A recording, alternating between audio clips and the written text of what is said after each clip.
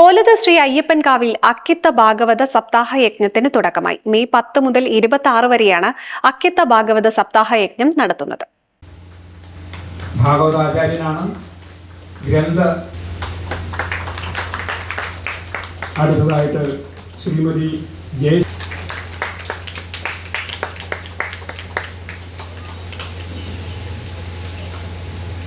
സപ്താഹത്തിൽ പങ്കെടുക്കാനും ഉദ്ഘാടന സഭയിൽ പങ്കെടുത്തിട്ടുള്ള എല്ലാ സജ്ജനങ്ങൾക്കും കോലത്ത് ശ്രീ അയ്യപ്പൻകാവിൽ അക്കിത്ത ഭാഗവത സപ്താഹ യജ്ഞത്തിന്റെ ദീപപ്രജ്വലനവും അനുഗ്രഹ പ്രഭാഷണവും ജുന ഖാഡ മഹാമണ്ഡലേർ സ്വാമി ആനന്ദവനം മഹാഭാരതി മഹാരാജ് നിർവഹിച്ചു. ഈ ധന്യനിമിഷത്തിൽ ഭാഗവതാമൃതം നുകരാനെത്തിയ മുഴുവൻ സജ്ജനങ്ങൾക്കും ഓ നമോ നാരായണ പൂർവകമായ നമസ്കാരം.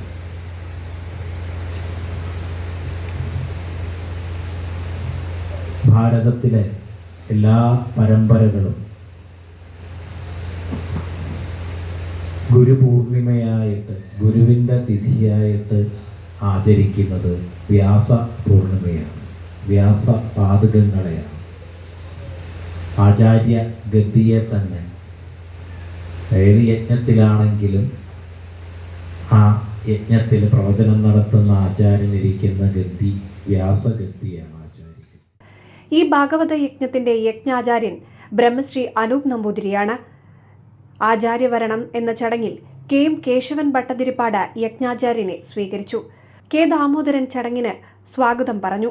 എം.കെ. ശശിധരൻ നന്ദി പറഞ്ഞു. മെയ് 10 മുതൽ 26 വരെ രാവിലെ 7 മണി മുതൽ വൈകിട്ട് 6 മണി വരെയാണ് സപ്താഹ വായനയുണ്ടാവുക.